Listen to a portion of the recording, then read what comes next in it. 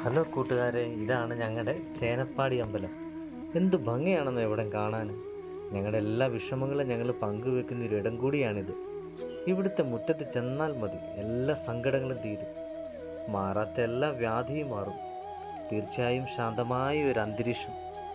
ഇങ്ങനെ ഇവിടെ വന്ന് നിന്ന് പ്രാർത്ഥിച്ചുണ്ടല്ലോ, ഭഗവാൻ എല്ലാം കേൾക്കും. തൊട്ട് മുന്നിൽ നിൽക്കുന്നവരാണ് നമുക്ക്. ഇവിടുത്തെ ഈ മാവും ഈ മരങ്ങളും ഈ അന്തരീക്ഷവും എല്ലാം ഭയങ്കര ഫീല് തരുന്നൊരിടം കൂടിയാണിത്. നല്ലൊരു അന്തരീക്ഷം. ഇവിടുത്തെ ഈ മാൽമരവും ഈ സ്റ്റേജും ഈ മുളങ്കൂട്ടവും എല്ലാം ഉണ്ടല്ലോ, ഇങ്ങനെ സ്വസ്ഥമായി വന്നിരിക്കാൻ പറ്റുന്ന ഒരു ഫീലാണ് നമുക്ക് തരുന്നത്. എന്തുകൊണ്ടും ഭംഗിയുള്ളൊരു സ്ഥലം. അങ്ങനെ നിന്നപ്പോഴാണ് ഇവിടെ കുറേ കുട്ടികൾ ചെണ്ടയുടെ ക്ലാസ്സിന് വന്നാണ്. എന്നാൽ ആശാൻ വരാത്ത കാരണം കുട്ടികൾ ഈ ആൽമരച്ചൂട്ടിൽ നിന്ന് ഇങ്ങനെ കളിക്കുന്നു, ഭഗവാന്റെ സന്നിധിയിൽ തിരുമുറ്റത്ത്.